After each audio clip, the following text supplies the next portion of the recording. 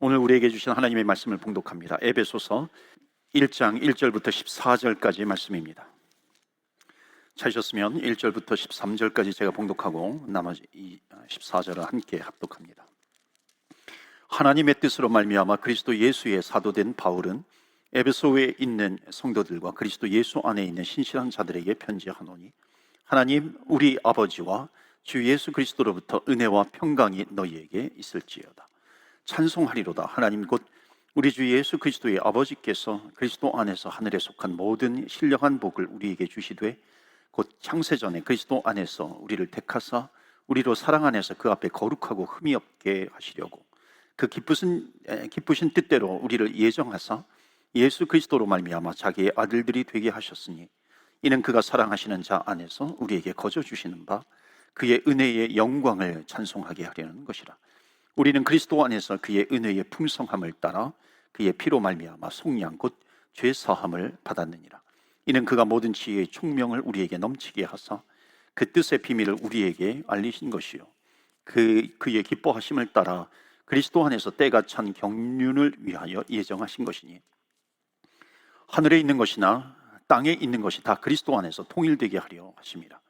모든 일을 그의 뜻대로 결정대로 일하시는 이의 계획을 따라 우리가 예정을 입어 그 안에서 기업이 되었으니, 이는 우리가 그리스도 안에서 전부터 바라던 그의 영광의 찬송이 되게 하려 하심이라.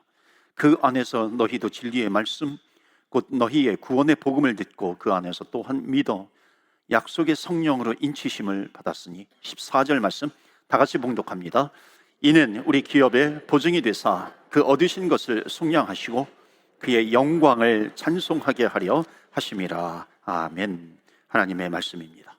오늘도 하나님의 말씀에 은혜 받으시고 새 힘을 얻으시고 또 한 주간 승리하시기를 축복합니다. 오늘부터 에베소서 말씀을 가지고 은혜를 나누고자 합니다. 요한복음 아직 다 마치진 않았습니다. 끝부분이 좀 있는데 내년도 사순절에 다시 요한복음의 남은 부분을 가지고 은혜를 나누도록 하고, 오늘은 에베소서 첫 번째 시간으로 은혜라고 하는 주제를 가지고 말씀을 나누겠습니다.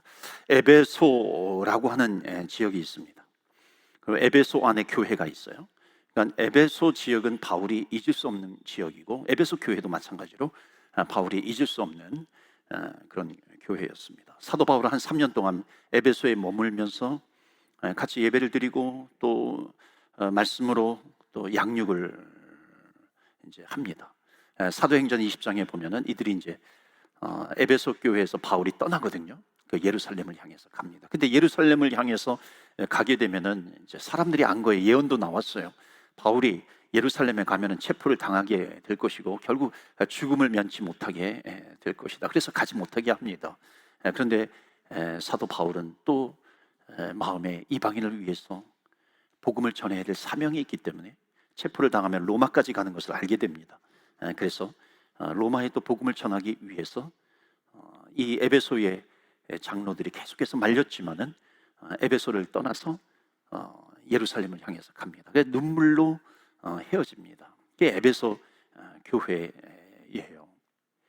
이 에베소는 특히 에베소서는 에베소 교회 한 교회만을 위해서 쓴 성경이 아닙니다. 그 당시에 에베소 교회를 중심으로 해서 그 주변에 7개 그 소아시아 지역에 7개 교회가 있잖아요.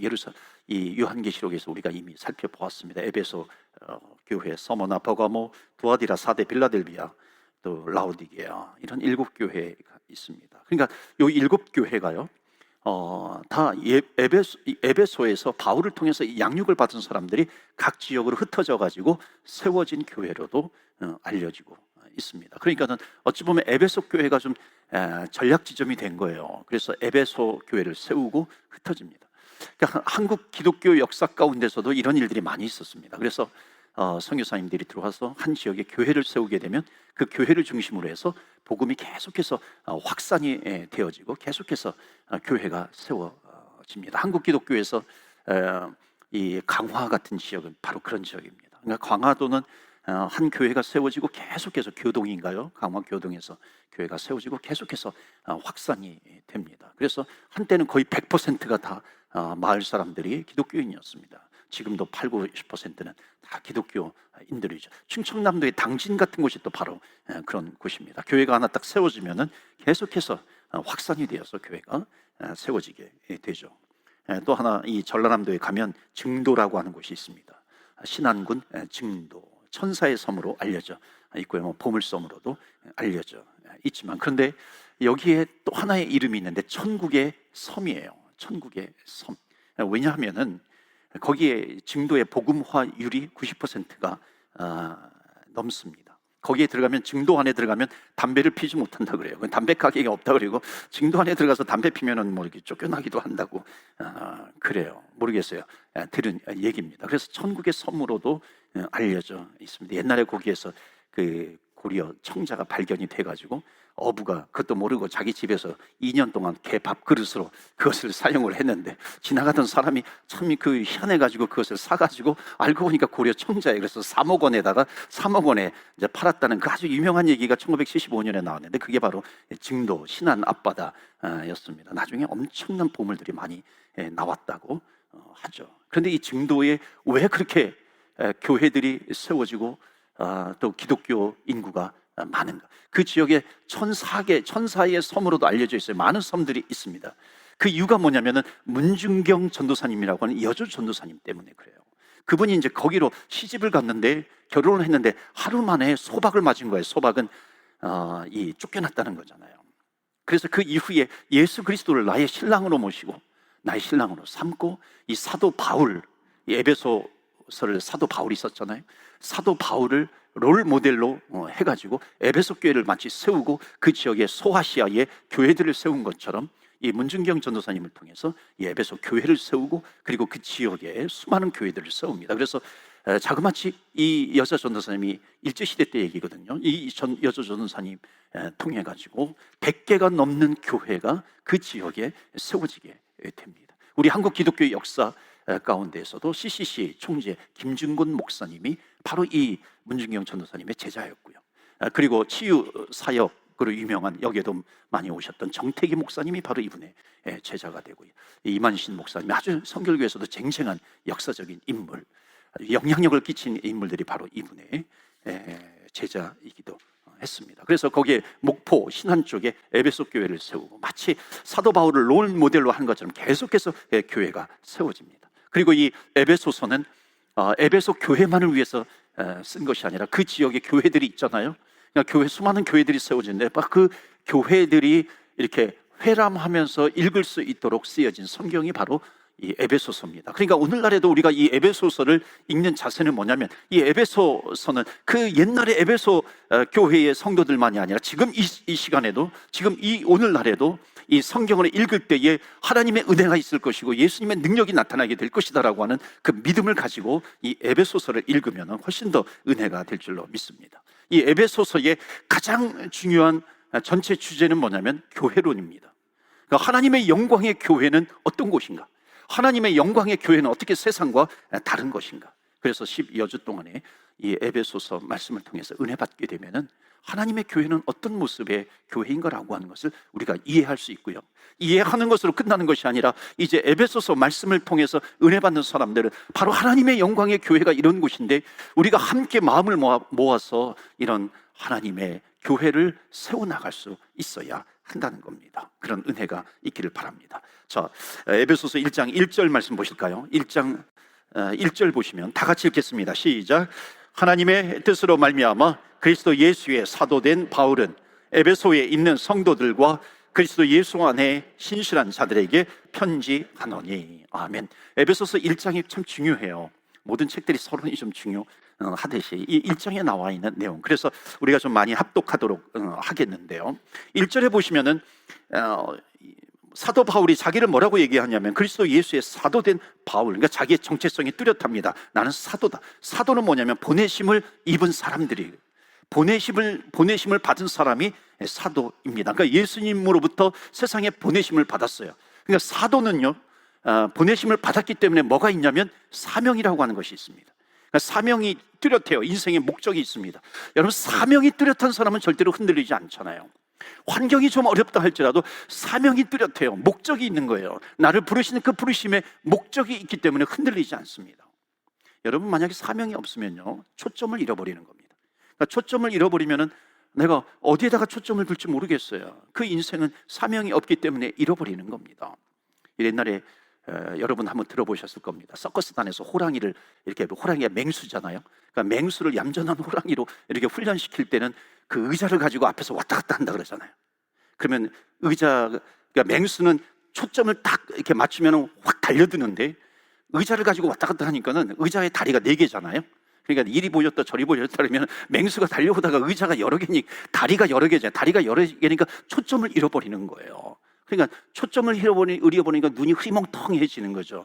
뭐 이렇게 완전히 맹수인데 의욕이 없어져요. 그때부터 이제 말을 잘 듣는 호랑이가 된다는 거예요. 여러분 하지 마세요. 여러분 괜히 또 나를 교육시키겠다고 이렇게 의자를 들어서 왔다 갔다 하면 안 되죠. 핵심은 이 얘기예요. 초점이 4개면 사명을 잃어버리는 겁니다. 초점이 여러 개면은 무기력해지는 거예요.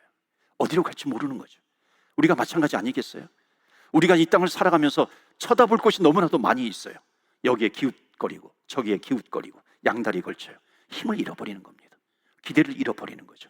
그러니까 사명이라고 하는 것은 뭐냐면 목적이에요. 내가 이것을 위해서 왔다. 그러니까 우리 그리스도인들은 누구냐면 부르심을 받은 사람입니다.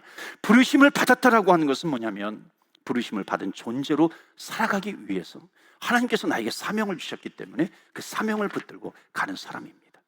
자, 2절 말씀 보시겠어요? 하나님, 다 같이 읽겠습니다. 시작. 하나님 우리 아버지와 주 예수 그리스도로 쫓아 은혜와 평강이 너희에게 있을지어다.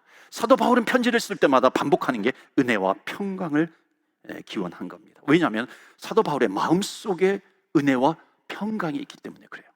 물론 위선적인 말, 마음하고 말하고 다르게 위선적인 말을 하는 경우도 있지만은 우리 말이라고 하는 것은 마음에서 나오는 표현이 되잖아요. 그러니까 예수 믿는 사람들은 어떤 사람이어야 되는가? 은혜와 평강을 주는 사람이 되어야 한다. 남을 축복하는 사람이 되어야 합니다. 이게 예수 믿는 사람이죠. 여러분들이요, 은혜와 평강이 넘치시기를 축복합니다. 아멘. 우리 옆에 분하고도 한번 축복해 주세요. 은혜와 평강이 넘치시기를 축복합니다. 한번 해주세요. 옆에 분에게. 예. 성도는 축복하는 사람이에요. 예. 꿈속에서도 우리는 축복하는 사람이 되어야 됩니다. 그러니까 무의식 중에 우리가 말을 해도 축복하는 사람이 되어야 돼요. 왜냐하면 마음속에 있는 것이 나오기 때문에 무의식 중에도 우리는 축복할 수 있어요. 은혜와 평강이 있을지어다. 그런 저와 여러분 되시길 바랍니다. 3절 보시겠어요? 역시 우리 다 같이 읽습니다. 시작. 찬송하리로다. 하나님 곧 우리 주 예수 그리스도의 아버지께서 그리스도 안에서 하늘에 속한 모든 신령한 복으로 우리에게 복 주시되. 신령한 복으로 우리에게 복을 주시는 거, 복을 우리에게 주시는 거죠. 여기 신령한 복을 주셨다. 영적인 복을 주셨다는 겁니다. 자, 그러면 신령한 복, 세상에 주는 복이 아닌데 이 spiritual blessing, 신령한 복을 주셨는데 이제 사도 바울이 이제 3절에 신령한 복을 우리에게 주셨어요. 그러면 이제 오늘 읽은 본문의 말씀이 14절까지인데 14절까지 그 신령한 복이 어떤 것인가라고 하는 것을 쭉 소개하고 있습니다. 그래서 여기에 사도 바울은 글을 굉장히 잘 쓰는 사람입니다.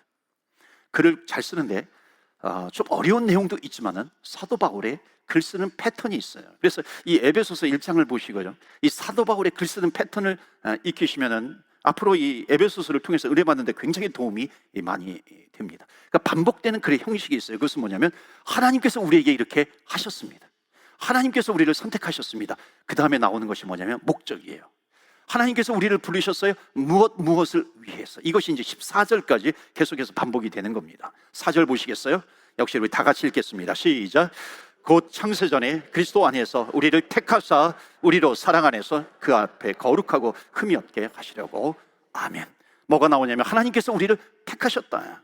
하나님께서 우리를 선택해 주셨다. 그 다음에 뭐예요? 뒤에 왜? 무엇을 하게 하려고? 우리로 사랑 안에서 그 앞에 거룩하고 흠이 없게 하시려고 우리를 선택하셨다, 택하셨다는 겁니다. 5절 보세요. 그 기쁘신 뜻대로 우리를 어떻게 하셨어요?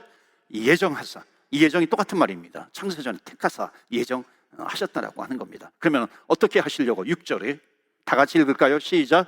이는 그가 사랑하시는 자 안에서 우리에게 거저 주시는 바 그의 은혜의 영광을 찬송하게 하려 합니다. 하나님께서 우리를 예정해 주셨어요. 우리를 창세전에 우리를 불러주셨어요. 선택하셨어요. 왜? 무엇을 하게 하려고? 그 부르신 목적이 뭐예요? 부르심의 목적이 하나님의 영광을 찬송하게 하려고. 그러니까 여러분, 교회는 찬송이 끊어지면 안 돼요. 찬송, 기도, 말씀, 이것이 항상 있어야 하는 겁니다. 그래서 신령한 복을 이렇게 계속해서 표현하는 겁니다. 자, 그 다음에 7절 보시겠어요? 10절, 7절부터 10절을 보면 또 반복이 됩니다. 우리가 그리스도 안에서 그의 은혜의 풍성함을 따라 그의 피로 말미암아 속량 곧 제사함을 받았어요. 설명하는 겁니다. 그 다음에 8절에 지혜와 총명으로 우리가 넘치게 해주셨어요. 그 다음에 9절에 보면은 마지막에 나오는 것이 뭐냐면 또 나오는 것이 예정하신 것이다. 우리 제사함을 받았어요. 지혜와 총명을 주셨어요. 우리를 예정해 주셨어요. 그 다음에 나오는 10절은 뭐겠어요? 바울의 패턴입니다. 우리를 무엇하게 하시려고? 10절 다 같이 읽습니다. 시작. 하늘에 있는 것이나 땅에 있는 것이 다 그리스도 안에서 통일되게 하려 하십니다. Together, 함께 하려. Under Christ. 주님 안에서 통일되게 하시려고 예정을 하셨다는 겁니다. 11절에 모든 일을 그의 마음의 원대로 역사하시는 자의 뜻을 따라 또 나오죠. 우리가 예정을 입어 예정되었어요. 우리가 chosen, 선택이 되었다라고 하는 겁니다. 그 다음에 뭐가 나올까요? 목적이 나오겠죠. 12절에 이는 그리스도 안에서 전부터 말하던 우리로 그의 영광의 찬송이 되게 하려고 또 반복해서 나옵니다. 우리를 예정해 주셨어요. 우리가 예정을 입었어요. 왜? 그 목적이 뭐냐? 하나님의 영광을 찬송하기 위해서. 이사야서의 말씀도 똑같이 나오잖아요. 내가 이 백성은 나를 위하여 지었나니 나를 위해서 찬송하게 하려 하심이니라. 나를 찬송하기 위해서, 찬송하게 하기 위해서 부르셨다. 13절 14절에 이제 또 하나가 나옵니다. 그 안에서 너희도 진리의 말씀 그 너희의 구원의 복음을 듣고 그 안에서 또한 믿어. 그 다음에 나오는 것이 뭐냐면 약속의 성령으로 인치심을 받았다. 성령의 인치심을 우리가 꽝 하고 받은 거예요. 인치심이라고 하는 건 도장을 찍어주셨다는 거예요. 그 마크해 주셨다라고 하는 겁니다. sealed, 이렇게 찍어주셨다라고 하는 거예요. 성령의 인치심이에요. 성령께서 우리를 꽉 붙잡아 주셨다라고 하는 겁니다. 성령의 보증이 있는 거예요. 그러면 14절이 그 목적이 나오겠죠. 그 목적이 뭐예요? 14절에 이는 우리 기업의 보증이 되사 그 얻으신 것을 속량하시고 그의 영광을 뭐예요? 찬송하게, 옛날 성경이 찬미하게 하려 하심이니라. 그러니까 똑같은 패턴으로 하나님이 우리를 이렇게 하셨어요. 선택하셨어요. 우리를 예정하셨어요. 무엇하게 하려고. 이게 계속해서 갑니다. 이 본문을 읽으면서 궁금한 것이 있어요. 왜 이렇게 사도 바울은 계속 반복이잖아요. 똑같은 패턴으로 내가 선택함을 받았다, 내가 예정을 받았다, 하나님의 영광을 찬송하게 하려, 또 성령님의 인치심을 받았다.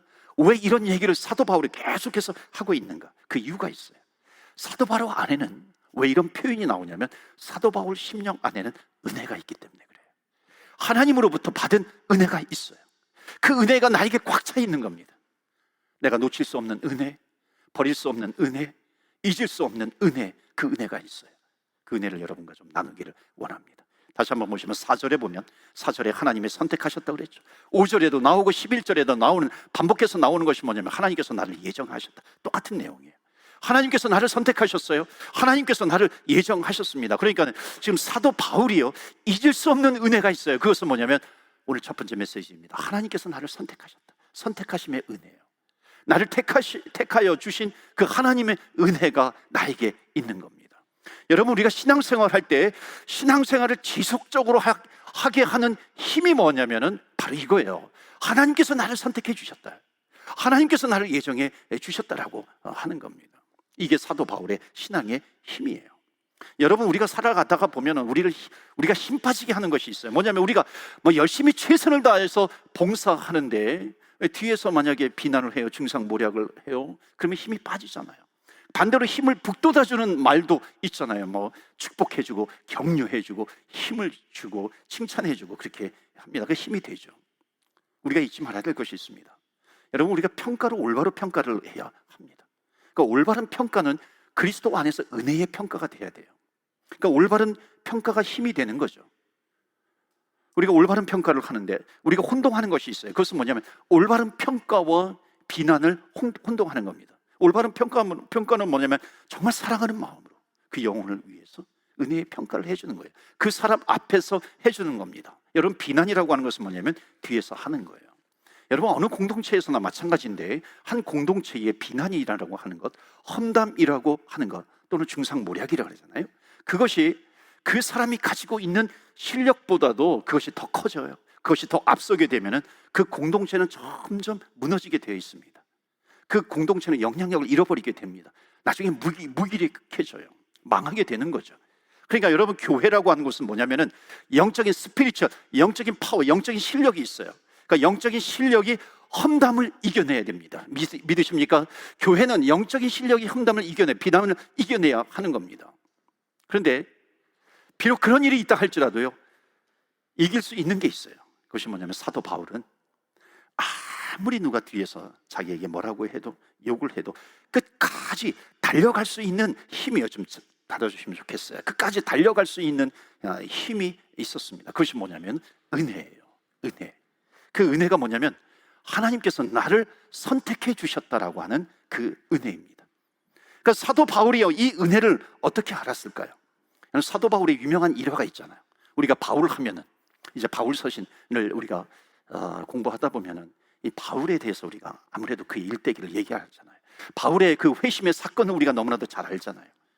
다메섹으로 가서 예수 믿는 사람들을 붙잡으려고 다메섹으로 가다가 예수님을 만납니다. 사울아, 사울아. 바울의 이름이 사울이었잖아요. 사울아, 사울아. 누구십니까? 너는 왜 나를 핍박하느냐? 나는 너가 핍박하는 예수니라. 그러니까 이게 우연히 일어난 것이 아니라 이 사도 바울이 예수님을 만나게 된 사건은 필연이에요. 왜 필연이냐면 하나님께서, 주님께서 나를 만나기 위해서 나에게 다가오신 겁니다. 나를 선택하신 거예요. 내가 하나님으로부터 선택받은 그 은혜, 그러니까 이것은 내가 하나님을 만난 것은 우연이 아니라고 하는 거죠. 그러니까 왜 우연이 아니냐면은 하나님께서, 예수님께서 그 수많은 사람들 가운데 정확하게 사울의 이름을 부르잖아요. 바울의 이름을 부르잖아요. 사울아, 사울아, 사울아. 예수님이 찾아오신 겁니다. 사랑하는 성도 여러분, 우리가 지금 이 자리에 앉아있는 이유가 뭐예요? 때로는 내가 내 발로 왔고, 내가 누구의 인도함을 받고, 내가 찾아왔고, 내 노력으로 왔다 이렇게 생각하지만 우리의 고백은 뭐냐면 주님께서 나를 선택하셨다 하는 겁니다. 감리교 창시자 존 웨슬리도 그러거든요. 내가 믿음으로 말미암아 예수님을 만났다고 생각했어요. 내 믿음으로 말미암아 내가 구원을 받았다고 생각을 했는데, 나중에 내가 구원을 받고 나니까 깨달은 것이 뭐냐면 내가 하나님으로부터 선택을 받았다. 내가 하나님을 선택했고, 내가 믿으려고 내가 예수님을 선택한 것처럼 여겨졌지만 나중에 보니까 내가 선택을 받았다라고 하는 거죠. 마찬가지죠. 우리가 여기 왜 앉아 있는가? 선택을 받았기 때문에 그렇습니다. 그러니까는 사도 바울은요, 잊을 수가 없는 거예요. 내가 그렇게 다메섹으로 가다가, 그 핍박하러 가다가, 그런데 주님께서 나를 찾아오셔서 우연이 아니라 나를 선택하기 위해서 나를 불러주셨고, 예정하셔서 나를 불러주시기 위해서 오셨던 그 예수님, 그 은혜를 잊을 수가 없는 겁니다. 우리 성가대 귀한 찬양해 주셨어요. 우리 성가대가 여기 왜 앉아 있는 거예요? 우리 주방봉사 하는 분들 일찍 나오잖아요. 또는 주차 봉사 일찍 나옵니다. 옛날에는 우리는 지금도 앰프라든지 스피커라든지 이거 매주 다르잖아요. 여러분, 옛날에는 어떤 일이 있었는지 아세요? 처음에 우리 교회가 시작할 때 매주 이 학교에다가 피아노를 날랐다 그래요. 매주 피아노를 가져와가지고 예배를 드리고 또 피아노를 가져가고, 그 다음 주일날 되면 또 그렇게 하고. 여러분, 왜 그렇게 합니까? 왜 그렇게 수고를 해요? 그 이유는 뭐예요? 내가 선택을 받았기 때문에 그런 거예요. 선택받음의 은혜입니다. 주님께서 나를 선택해 주셨기 때문에. 그렇기 때문에 여러분, 우리가 신앙생활을 하는 데 있어서 신앙생활의 에너지는 어디에 있냐면 선택받음의 은혜입니다. 더욱 기가 막힌 것이 뭔지 아세요? 내가 이 자리에서 여러분을 향해서 설교하고 있는 것을 생각해 보면 얼마나 기막힌 은혜인지 몰라요. 하나님의 은혜이죠. 왜 그렇게 할 수 있어요? 내가 잘나서인가요? 아니죠. 주님께서 나를 선택해 주셨기 때문에 그렇습니다. 그런 생각을 해봐요. 왜 주님께서 나를 선택해 주셨는가? 어찌 보면 이 땅에서 나를 사라지게 한다 할지라도 할 말이 없는 우리 인간입니다. 우리는 너무나도 잘 알잖아요. 2022년 들어서서 내 인생을 돌아보면은, 내가 지은 죄를 돌아보면은 심판받아 마땅한 나라고 하는 것을 우리가 얼마나 잘 알아요. 1년 갈 것도 없죠. 일주일만 딱 잘라서 내가 내 입술로 내뱉은 말들이라든지 내 생각이라든지 스쳐갔던 그런 생각들이라든지 이런 것을 돌아보면은요, 지금 당장 심판받아도 할 말이 없는 나인 것을 알 수가 있어요. 그럼에도 불구하고 예수 그리스도의 십자가의 보혈의 피로 말미암아 왜 주님께서 나를 구원해 주셨는가? 심판받아도 마땅한 나이지만 왜 우리를 구원해 주셨는가? 여러분, 이것이 바로 선택이에요. 주님께서 나를 선택해 주셨기 때문에, 주님께서 나를 예정해 주셨기 때문에 주님의 사랑이죠. 그러니까 사도 바울은 이것을 잊을 수가 없는 거예요. 그러니까 우리가 신앙생활할 때 나를 살려주신, 나를 선택해 주신 그 하나님의 은혜, 이 은혜가 영원토록 주님 오시는 날까지 감사로 또 표현이 되고 감사의 은혜가 되기를 바랍니다. 여러분, 우리가 질병을 통해서 교회 나올 수도 있어요. 전도를 받고 나올 수도 있어요. 어떤 고통을 받아가지고 고난 때문에 나올 수도 있어요. 그런데 어떤 이유로 인해서 우리가 주님께 나왔다 할지라도 우리의 고백은 뭐냐면 주님께서 나를 선택해 주셨다. 그러니까 이 은혜, 주님께서 나를 선택해 주셨다라고 하는 이 은혜를 아는 것이 바로 우리 신앙의 출발이에요. 그리고 우리 교회의 출발이라고 하는 겁니다. 이런 은혜가 있기를 바랍니다. 두 번째로 이 바울의 은혜가 있어요. 바울은 왜 우리를 선택하셨는가? 선택의 목적이 있다는 겁니다. 여러분, 우리가 선택받았어요. 예정되었어요. 구원받았어요. 그런데 그 구원의 은혜를, 구원의 목적을 모르게 되면은, 목적을 모르게 되면 우리는 계속해서 젖먹이 신앙인밖에 되지 않습니다. 어린아이 같은 신앙생활을 하게 되는 거죠. 왜냐하면 구원받았어, 나는 천국 백성이 됐어, 그것만 즐기게 되거든요. 그런데 구원의 목적을 알고 그 목적, 부르심에 합당한 그 목적을 이루어가는 삶을 살아가게 되면은 우리는 성숙한 신앙인의 삶을 살아가게 됩니다. 바울에게 또 하나 잊을 수 없는 은혜가 있어요. 4절 보시겠어요? 4절 보시면은 창세전에 그리스도 안에서 우리를 택하셨어요. 사랑 안에서 그 앞에 뭐예요? 거룩하고 흠이 없게 하시려고. 그러니까 하나님 앞에서 하나님 보실 때 거룩하게 하시려고 우리를 불렀다. 자, 6절 보세요. 6절 보시면 이는 그가 사랑하시는 자 안에서 우리에게 거저 주시는 바 그의 은혜의 영광을 찬송하게 하려는 것이다. 12절 또 나오죠. 마지막 부분에 보면 그의 영광의 찬송이 되게 하려 하심이니라. 14절 끝에 보세요. 역시 속량 마시고 그의 영광을 찬송하게, 찬미하게, 찬송하게 하려 하심이니라. 그러니까 하나님께서 우리를 구원해 주신 이유가 뭐냐면 하나님의 영광을 찬송하게 하려 함이니라. 여러분, 이것은 우리가 이건 알든지 모르든지 긍정하든지 부정하든지 여러분들이요, 관계없이 하나님이 우리들을 택하신 이유는 뭐냐면 하나님의 영광을 찬송하게 하기 위해서다. 이것이 그러기 위해서 우리를 부르셨다라고 하는 것을 성경은 증거하고 있습니다. 그러니까 우리가 이렇게 사느냐, 이렇게 살 것인가 말 것인가라고 하는 것은 우리의 선택일 뿐인 거예요. 그런데 교인이라고 하면은 그렇게 살아야 할 줄로 믿습니다. 왜냐하면 이것이 주님께서 원하시는 것이기 때문이죠. 그래서 사도 바울이 두 번째 잊을 수 없는 은혜가 있습니다. 그것은 뭐냐면 나 같은 자로 하나님의 영광을 찬송하는 자리에 서게 해주신 은혜예요. 더 정확히 표현하면 뭐냐면 나 같은 것을 선택해 주시고 또 나 같은 자를 사용해 주신 그 하나님의 은혜입니다. 그 은혜를 잊을 수가 없는 거예요. 나 같은 것을 써주시다니, 나 같은 자를 써주시다니. 여러분, 사도 바울은 자기가 쓰임받는 것에 대해서 정말로 평생 감사할 수밖에 없는 사람입니다. 왜냐하면 여러분, 사도 바울에게는 이 은혜가 뼛속 깊이 새겨져 있는데 다메섹 도상에서 예수님을 만났잖아요. 빛이 너무나도 강력하게 비춰가지고 육신의 눈이 어두워집니다. 보지 못해요. 맹인이 돼버립니다. 3일 동안. 그러니까 3일 동안 보지도 못하고 먹지도 못합니다. 아무것도 보지도 못해요. 이 말씀을 묵상하는데 육신의 눈이 가려져 있기 때문에 보지 못해요. 그런데 이 사도 바울은 아무것도 보지 못했을까? 아니더라고요. 이 기간 동안에 하나님께서 바울에게 보여주신 것이 있습니다. 무엇을 보여주셨을까?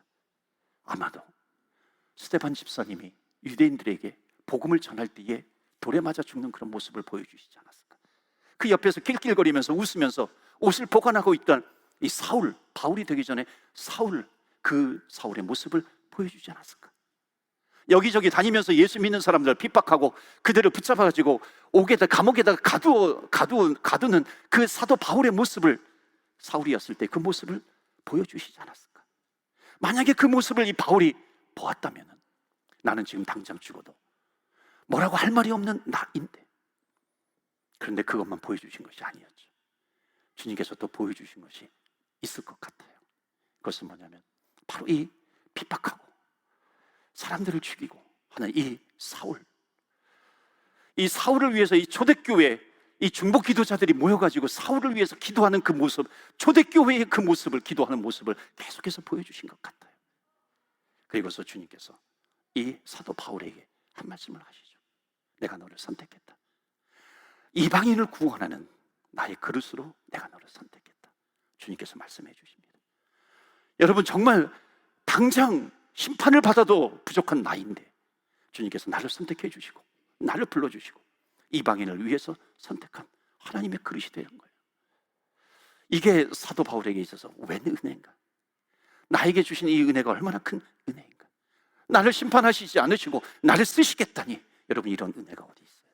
그래서 사도 바울은 결심하는 겁니다.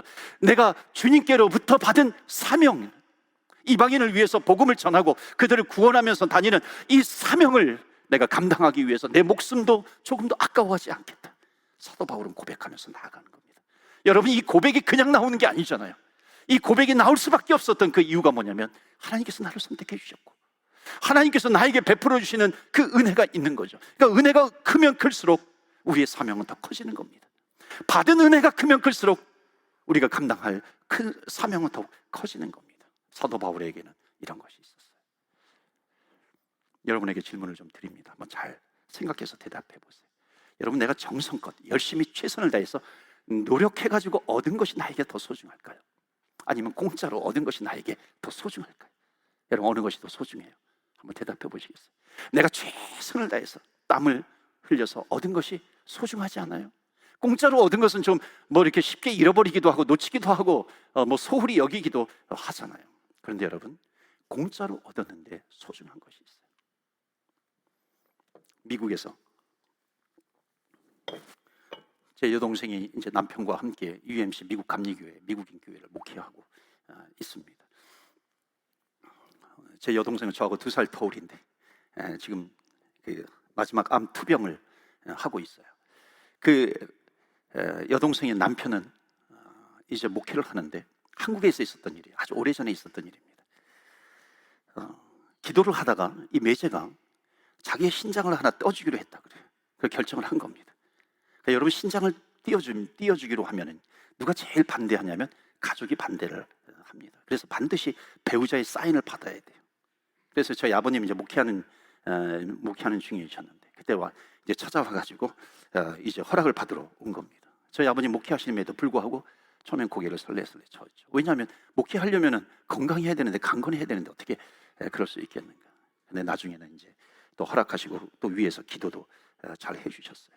여러분, 신장을 이식해요. 어떤 사람이 누가 신장을 내가 이식해주면 어떤 사람이 신장을 받았습니다. 공짜로 받은 거죠. 여러분, 이 공짜로 받은 것이 가치가 없는 것일까요? 아니면 소중한 것일까요? 여러분, 공짜로 받아도 소중한 것이 있습니다. 그러니까 내 힘으로는 도저히 얻을 수 없는 것을 얻었을 때에 그것은 거저 받아도 너무나도 소중한 거죠. 그 사람이 거저 주었지만 이것이 내 생명과 직결이 되었을 때 그것은 거저 받아도 그것은 소중한 것이 되는 거죠. 또 하나, 그 사람이 넉넉해서 준 것이 아니라 그 사람에게 그것이 없어지면 그 사람에게도 아주 치명적이 되는데 그럼에도 불구하고 그것을 내가 거저 얻었을 때에 그것은 너무나도 소중한 것이 되는 거죠. 여러분이 이식받은 사람은 절대로 그 이식해준 사람을 잊을 수가 없습니다. 왜냐하면 나를 위해서 얼마나 큰 희생을 치렀는지 너무나도 알기 때문에 그래요. 이식을 받기 위해서는 내 배를 찢어야 됩니다. 내 배를 찢기 전에 그 사람의 배를 먼저 찢은 그 희생을 아는 거죠. 희생이 있는 거죠. 사랑하는 성도 여러분, 성경은 예수님의 십자가를 소개합니다. 성경은 계속해서 십자가를 소개하고 있어요. 십자가의 피를 소개하고 있습니다. 그분께서 우리에게 주신 그 구원이라고 하는 것은 너무나도 값진 구원이에요. 그런데 값없이 주신 것이잖아요. 값없이 주셨지만 우리에게는 너무나도 귀중한 것입니다. 왜냐하면 하나밖에 없는 생명을 죽이셨기 때문에 그런 거예요. 값없이 주셨지만 내가 공짜로 받았지만 당신의 목숨을 주셨기 때문에, 그분의 목숨을 주셨기 때문에 그 은혜를 생각하게 되면 그것이 정말 나에게 큰 은혜로 다가오면 나는 더 이상 죄를 지을 수가 없는 거죠. 이게 십자가의 은혜 아니겠어요? 십자가의 능력이죠. 내가 거룩하게 살고 싶은 거죠. 그 하나님 앞에서 그 십자가의 은혜가 있기 때문에, 너무나도 크기 때문에 내가 그 하나님을 위해서, 주님을 위해서 내가 평생토록 살겠습니다.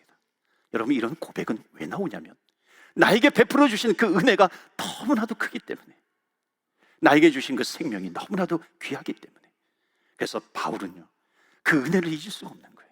그래서 내가 하나님의 영광을 내가 찬송하며 살겠습니다. 그 나에게 주신 사명이 있는데 그 사명을 감당할 때까지 내 목숨을 조금 더 아까워하지 않겠습니다.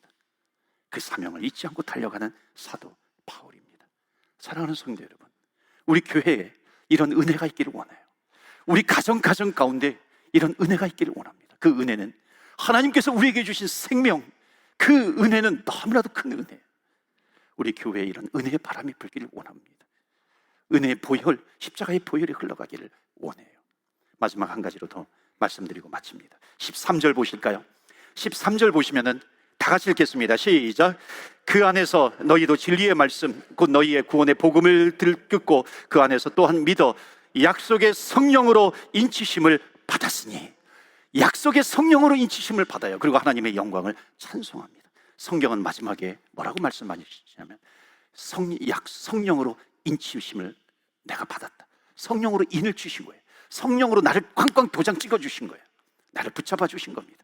한 심령마다 하나님께서 성령으로 인쳐 주셨다. 이것을 뭐라고 얘기하냐면 성령께서 나를 보증해 주셨다.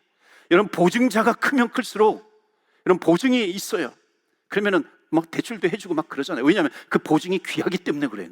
값어치가 있다고 생각을 한 겁니다. 가치가 있기 때문에. 그런데 성령님께서 나를 보증해 주셨다라고 하는 겁니다. 성령님께서 이것을 인쳐 주셨다는 겁니다. 이 뜻이 뭐냐면은 하나님께서 나를 선택해 주셨고 하나님께서 나를 예정해 주셨는데 그 하나님께서 구원해 주신 그 구원을 성령님께서 인쳐 주셨기 때문에 그 구원을 아무도 빼앗지 못할 것이다. 어떤 환경 가운데 있어도 하나님께서 나를 구원해 주셨는데 그 구원의 은혜, 그 구원을 빼앗아갈 수 없어, 빼앗길 수 없다라고 하는 겁니다. 왜 그러냐면요, 이거예요. 바울도 인간이에요. 바울에게는 은혜가 있어요. 나를 선택해 주신 은혜 너무나도 커요. 주님을 위해서 나를 사용해 주시는 것 너무나도 커요. 그럼에도 불구하고 바울은 주변에 공격이 있었어요. 자기를 스스로 자기 돌아볼 때마다 나 같은 것이 무슨 주의를 해, 그럴 수 있지 않겠어요? 또 주변에 공격이 있어요. 당신이 무슨 사도냐, 당신이 무슨 사도냐. 옛날에 그리스도인들을 핍박하지 않았느냐, 핍박하지 않았느냐. 그런 손가락질을 받을 때마다 좌절에 빠지기도 하고 죄책감이 들기도 하고 얼마나 또 열등감에 빠졌을까요? 사람들이 손가락질을 하면 그래도 내가 은혜가 있다고 은혜를 가지고 나아간다고 하지만은 그 내면에 얼마나 많은 고민이 있었을까요? 얼마나 많은 고통이 있었을까요? 갈등이 있었을까요? 그때마다 사도 바울을 붙들어준 분이 누구냐면 성령님이에요. 성령께서 인쳐주셨어. 너는 흔들리지 마. 내가 너를 선택했고 너는 내 아들이야. 나는 이방인을 위해서 너를 선택했고 너를 끝까지 사용할 거야. 주님께서, 성령님께서 계속해서 사도 바울에게 속삭여 주십니다. 사랑하는 성도 여러분, 주님 오시는 날까지 하나님은 우리의 하나님이에요. 우리에게 성령님이 계십니다. 사도 바울은 성령님의 인치심을 받음으로 날마다 일어났어요. 우리가 신앙생활 하다 보면 얼마나 실망할 때가 많이 있습니까? 그런데 하나님의 위로하심이 바로 여기에 있어요. 이것이 뭐냐면 성령님의 인치심이에요. 성령님의 보증이에요. 하나님께서는 우리 한 사람, 여러분 한 사람을 성령으로 인쳐주셔서 너는 나의 것이야, 주님의 것이라고 끝까지 약속해 주시는 것입니다. 그러면 우리는 주님 오시는 그날까지 주님께서 우리에게 사명을 주셨으니 그 사명을 감당하기 위해서 끝까지 달려가겠습니다. 성경을 읽으면서 마지막으로 여러분과 나누고 싶은 것이 있어요. 인생이 무엇이냐고 묻는다면 그 인생은 정말 귀한 인생은 내가 큰 은혜를 받았기 때문에, 주님으로부터 큰 은혜를 받았기 때문에 주님께 헌신하면서 살아가는 것, 주님을 위해서 희생하면서 살아가는 것, 그것이 바로 우리의 인생의 목적입니다. 그렇게 얘기를 할 거예요. 사랑하는 성도 여러분, 우리가 받은 은혜가 너무나도 커요. 그것과 비례해서 주님을 향한 우리의 헌신, 우리의 순종, 우리의 희생이 점점 커지는 저와 여러분, 그러므로 말미암아 우리가 인생길을 달려갈 때에 성령께서 나를 선택해 주시고 성령께서 나를 보증해 주셨기 때문에 주님 손 붙잡으시고 끝까지 승리의 길을 걸어가시는 저와 여러분 되시기를 주의 이름으로 축원합니다. 아멘. 주님께서 우리에게 충만한 은혜를 부어주세요. 선택해 주시는 은혜, 예정해 주시고 나를 불러주시고 사용해 주시는 은혜가 있습니다. 이 모든 것이 하나님의 은혜입니다. 이 은혜를 알면 우리는 사명이 있죠. 주님의 부르심이 있기 때문에 목적을 가지고 살아갑니다. 그 사명을 가지고 살아갈 때 때로는 좌절하고 넘어지고 흔들리잖아요. 그러나 성령께서 보증해 주세요.